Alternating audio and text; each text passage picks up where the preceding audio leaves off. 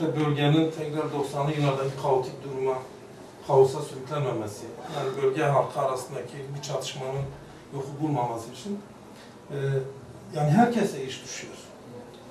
Yani herkesin burada inisiyatif alması gerekiyor. Herkesin bu barışı yani kalıcı kılmak için, özellikle bölge halkları arasında, bölgedeki Türkler arasında bir barışın kalıcı olabilmesi için herkesin inisiyatif alması lazım. Gelirsen gelsin. Doğrunun adresini biz sormayız. Sormamamız da gerekir. Ama yanlış da kimden gelirse gelsin, onun da adresini sormamak lazım. Yanlışa karşı dik durmak lazım. Yanlışı eleştirmek lazım. Çünkü eğer yanlışları da alkışlarsak, yanlışlara karşı da suskun kalırsak, o zaman mazlum olan insanlar zalimleşirler. Tiranlaşırlar, padişah olurlar, hiçbir eleştiri de kabul etmezler. Dolayısıyla özellikle biz burada hem yerelde siyaset yapan unsurların, grupların birçok haksızlıklara alet olduğunu görüyoruz. Özellikle bize karşı hem devlet cenahından hem Kürt kimliği üzerinde siyaset yapan BDP ve onun silahlı kanadı PKK tarafından birçok haksızlığa, zulme uğruyoruz. Bu da yani bizim tabanımızda halkın sinirlerine dokunuyor. Yani biz de bir yere kadar halkımıza sükunet tavsiye edebiliyoruz. Tabanımıza sükunet tavsiye edebiliyoruz. Ama bir yerden sonra bunun önü alınmayabilir. Müdahale edilmeyebilir. Yani devlet de burada adeta yargıyı, hukuku işlemiyor. Güvenlik kuvvetlerini işletmiyor. Polisine, askerine bir saldırı söz konusu olduğu zaman bunu derhal anında cevap verebiliyor. Ya da AK Parti milletvekiline veyahut diğer unsurlara bir saldırı söz konusu olduğu zaman derhal onların faillerini yakalıyorlar. Fakat Hüdapar'a 300'e yakın saldırı gerçekleşmiş. Dün belki medyada okudunuz.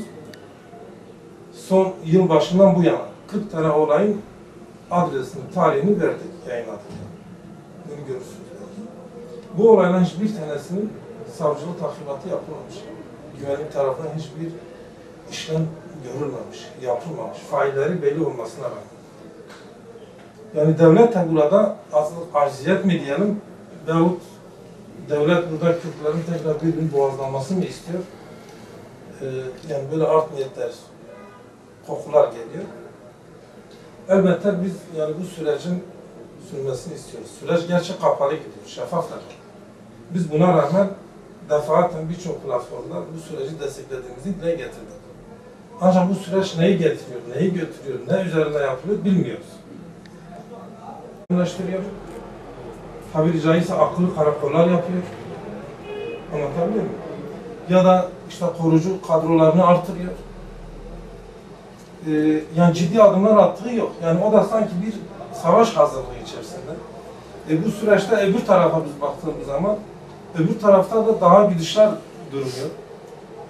Silahlı unsurlar gelemiyor. Çünkü bir yasal bir zemin yok. Anladın mı?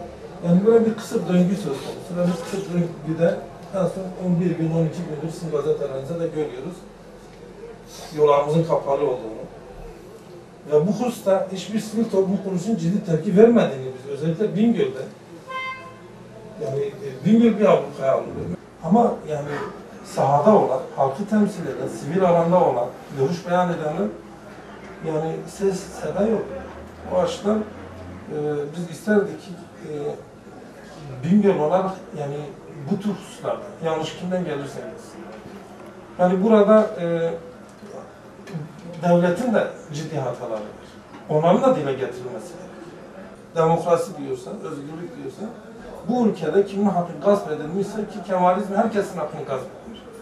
Versin haklarını, sonunda kendinden biter bence.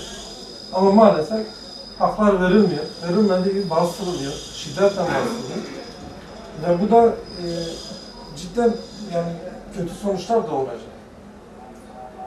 Yani biz de bir yere kadar dediğim gibi tabanımızı kontrol edebiliriz. Ama ondan sonra vatandaş, bölgede herkesin silahı var. Gidersin bir gün artık iş vatandaşa kalırsa herkes kendi hukukunu uygular. Yani herkes kendi hukukunu uygulamaya başladığı zaman orada artık yaşanmaz. Bizim gidecek yerimiz de yok. Geldiğiniz için biz teşekkür ediyoruz. Tabii barış süreci herkesin desteklenmesi gereken bir süreç. Evet. Tabii sizin de dediğiniz gibi eksiklikler var. Kapalı bir kutu gibi çözüm süreci yürüyor. Açık yürümüyor. Ne olup bitiyor kimse bilmiyor. İşte PKK yeni başladığında geri çekilmeler olduğu gibi falan şeyler başladı. Sonra geri çekilmeler oldu. Devlet bunun yanında ne yaptı? Yeni karakollar yapmaya başladı. Karakollarını güçlendirmeye başladı. Bunun yanında korucu alımları olmaya başladı. Sadece Bingöl'de 2000'e yakın sonradan korucu alımlar başladı. Bir çözüm süreci varsa, bir barış süreci varsa korucuyu kime karşı alıyorsun, niye alıyorsun? Demek ki çözüm süreci işlemiyor. Ya baştan başlamadı ya da yürümüyor. Tamam.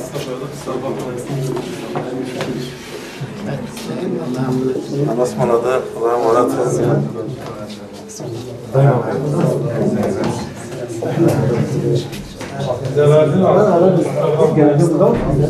Bingöl'deyim.